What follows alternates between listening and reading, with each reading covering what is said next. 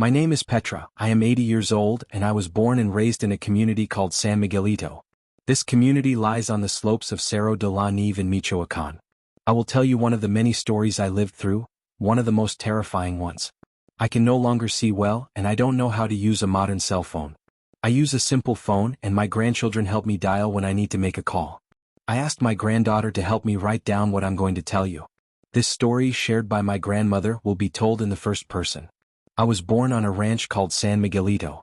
A midwife was the one who brought me into this world. Back then there were no hospitals or doctors for the poor. There was none of that. This community was a place forgotten by God. There was no electricity, no running water, and the nearest town was about 2 hours away on horseback. All the houses were made of wood or adobe, with roofs of shingles or clay tiles. There was a lot of poverty. It had only been a few years since the Cristero War, which left nothing but death and destruction. One very early morning, my mother was grinding corn on the metate to make tortillas when Dona Rosita arrived, very frightened. Nabina, Nabina. Do you know what happened? No, Dona Rosita. What happened? Pedrito? Pedrito got lost in the woods. Pedrito? Remigio's little boy? Yes, Nabina. He went to the mountain as usual to graze the cows. Evening came and he didn't return. His father went up to look for him but couldn't find him. The cows were there but there was no trace of Pedrito. This morning all the men went up to look for him. May God let them find him, said Dona Rosita. God hear you, Dona Rosita, and may it not be like what happened to Lola's little boy, my mother said. Dona Rosita crossed herself. Don't say that. Poor Lola was never the same after what happened to her child. I still believe it was Paula, the witch. Here I will pause to tell you what happened with Lola's son 8 years ago. Lola's husband was working on their plot of land. She went to take him some food and her child, about 5 years old, was fast asleep. Lola didn't want to wake him, so she left him sleeping, thinking she wouldn't be gone long. When she returned, she realized the door was open and her child was gone. Thinking he had woken up and wandered off, she started looking for him. Time passed and she couldn't find him. By evening, the whole community was searching for the little one. They searched for days in ravines, trails and caves, but they couldn't find him. Many days later, a man coming down from the hill with firewood found several bones, a small skull with a lot of hair and scraps of clothing under a large capulin tree. The authorities were notified and they went up with several men. When Lola and her husband saw the remains and scraps of clothing, they immediately knew it was their child. The skull, still with hair, had a patch of white hair, a unique feature the boy had in life. It was a terrible blow to those parents. The conclusion was that the child woke up, didn't see his mother, left the house and was attacked by coyotes. But many people didn't believe that. They said it was Paula. The people of the ranch searched for Pedrito for many days, but little by little they gave up, losing hope of finding him. They couldn't understand how it was possible for him to get lost because, even though he was only 11 years old, Pedrito knew the forest like the back of his hand. Since he was a small child, he had accompanied his father to collect firewood and tend to the livestock. It was impossible for him to have gotten lost. One afternoon, while Dona Rosita was on her way to my mother's house, she heard two people arguing before reaching the path. She immediately recognized the voices. It was Don Porfidio and Dona Paula. I know people blame me for Remigio's son's disappearance, Paula said. That's not true, Porfidio replied. I only take what is fair and you know that very well.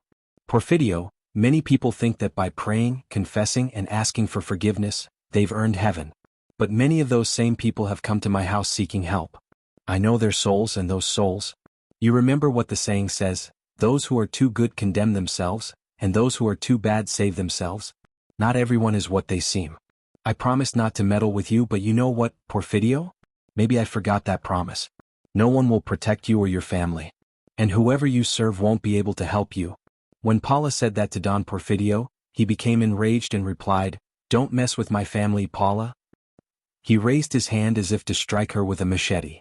But Dona Paula didn't flinch. She looked at him intently and said, Go ahead, do it. But it seemed like Don Porfidio was frozen. You can't. Neither you nor anyone else can do anything to me. My protector never leaves me alone, she said with a mocking laugh. But I don't need to tell you that because you already know it, Paula added as she turned and walked away. Continued her path very calmly. Don Porfirio stayed thoughtful for a moment and then also left. Dona Rosita, who had been hiding behind a fence and overheard everything, arrived very frightened at my mother's house and recounted what she had heard. My mother responded, We all knew that Juana marrying Remigio, with him being an old man and her almost a child, wasn't normal. Some people saw Remigio leaving Paula's house several times months before he started courting Juana. That's why I say it's best not to meddle in such matters, because the price can be very high. But how is he dead if I just saw him yesterday morning? Said Nabarina. We had already warned him not to drink so much, but he wouldn't listen. Who found him? My father asked. Don Ramon was heading to the mountain. Apparently he was drinking last night with Nico and Don Chan. He got so drunk that he passed out near the ravine. Because of the large wounds he had, Don Ramon said he must have been attacked by some wild animal, and since he was drunk he couldn't defend himself, replied Don Transito. When Don Transito said that, my father's voice changed. He sounded very nervous. I couldn't listen anymore because my mother noticed I was eavesdropping on the conversation. When I turned my head she was already behind me. Petra, what are you doing here? Go do what I asked you and stop listening to adult conversations, my mother scolded angrily. In those times, wakes were held in people's homes. There were no autopsies or anything like that. The town authority concluded that a wild animal had attacked poor Don Chan. The wake and funeral were very somber. Don Chan was a kind and friendly man who never bothered anyone. People were frightened. As soon as the sun set, no one dared to walk the roads. Several days passed after that terrible event, when one morning, Don Porfirio's few cows were found dead. Something had attacked them, leaving large wounds. People said it was a mountain lion, but the wounds didn't match those made by such animals. What was strange was that it didn't eat them, it only killed them. Why would it kill all the cows? Those cats hunt and eat their prey, but the cows were intact, just dead, my father said as he walked down a narrow path and encountered Don Porfirio, who was furious. Did you hear what happened to your animals? Don Porfirio asked my father. Yes, Jose. That damn Paula did it. But this won't stay like this. Don Porfirio was carrying a rifle. Where are you going, Porfirio? What are you going to do? This won't stay like this. I told her not to mess with me or my family, said Porfirio. Don't do anything foolish, my father told him while following him, trying to calm him down. Don Porfirio arrived at Paula's house and kicked down an old fence blocking the way. Paula was sitting calmly on an old rocking chair in the yard. I was expecting you, Porfirio. I thought you'd take longer, Paula said. Porfirio, enraged, aimed his rifle at her. No, Porfirio, stop. Don't do it, you'll get yourself into trouble, my father pleaded. Let him be, Jose. He knows he can't do anything to me, Paula said with a mocking laugh. Porfirio, enraged, pulled the trigger but nothing happened. The rifle seemed to have jammed. Paula looked at him with a grin as if to say, I told you so. Leave, Porfirio, and remember, if I once promised not to harm you, I've forgotten that promise, Paula said.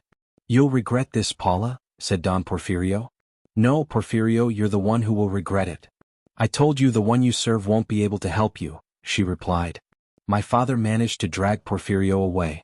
What were you thinking, Porfirio? That woman is dangerous, my father told him. I know, but it enrages me what she did to my animals. Maybe it was a wild animal. No, Jose, it wasn't a wild animal, it was her. Well then you've made a powerful enemy, concluded my father. I know, but she doesn't know who she's messing with either, Porfirio replied. When my father told my mother everything, she scolded him angrily. Jose, you see trouble coming, and yet you don't kneel. What were you doing at Paula's house? That vengeful woman holds grudges. I saw Porfirio so determined to do something foolish that I didn't think twice, my father responded. One night, I woke up and stared at the door, watching the moonlight rays streaming through the house's gaps. After a while, as I was drifting off to sleep, I started hearing footsteps. I could hear the sound of someone walking through the mud, as the yard was very muddy from the afternoon rain. The footsteps circled the house, accompanied by whispers. The whispers grew louder, closer, until it seemed like they were coming from right above my head, as if whoever was outside had pressed their mouth against the wall. At 13 years old, I was nearly crying with fear. My heart pounded loudly in my ears. Suddenly the sound stopped. Everything fell silent. I didn't even realize when I had fallen asleep. The following morning my mother woke me up, very worried. Come, Petra. Look at this, she said. Around the house was a strange mixture of salt and dirt. In the 4 cardinal directions, there were small piles of black feathers. My mother asked me to look after my sisters while she left. She warned me not to touch anything or let my sisters touch it. A while later she returned with a very old woman. This is what my mother told the woman. Upon seeing what was around the house, the woman crossed herself. You say the dogs didn't